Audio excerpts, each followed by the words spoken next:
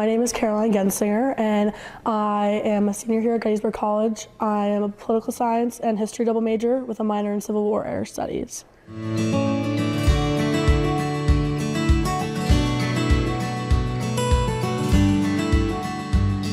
My artifact is a pamphlet. It's a Confederate soldier pamphlet by James Crocker, and he was formerly he is an alumni of Gettysburg College. I kept looking for a word, and I feel like it's sociocultural because I feel like it bridges the gap in time between like what was actually occurring here during the battle, but also my life here as a student, because he has that duality that I feel like I miss as a student in studying the Civil War, because I'm currently here, but it's hard to almost imagine like what was actually happening and the emotions, because you see all these plaques, but when you're actually reading someone's words, and someone who actually went to the same college as me, it really put me back in time. I'm pretty sure he was the valedictorian too of his year.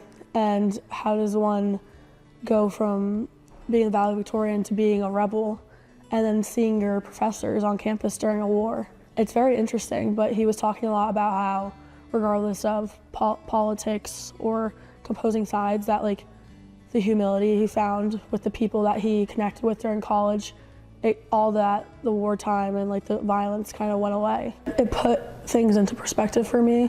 Like you can say, oh, like Penn Hall was a morgue and it served for both sides, but for me personally, like it changed how I viewed like visitor passes, especially for Civil War soldiers, because of Crocker's place on campus. He was able to get a visitor pass to just go in town and see his old friends. Would have never thought someone like a Civil War soldier could just casually do that after such an immense battle, but it really put that into perspective for me, that his specific situation allowed that, and it kind of changed my perspective on how I currently now study the Civil War.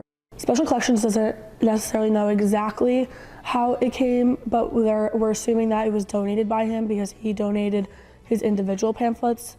I know he donated his book of all his individual pamphlets, because Gettysburg College was just accumulating all these things about the Civil War at that time, especially from their alumni.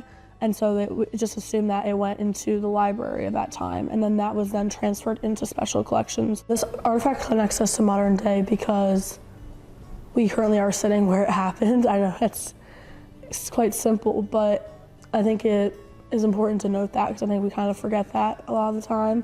This almost felt like a journal, even though it was a pamphlet to be printed.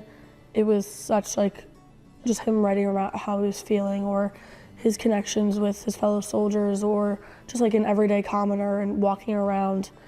And I think as we walk around this town of Gettysburg, that is so commercialized, and it is something that we like market now to put yourself in the eyes of like a soldier walking around this town.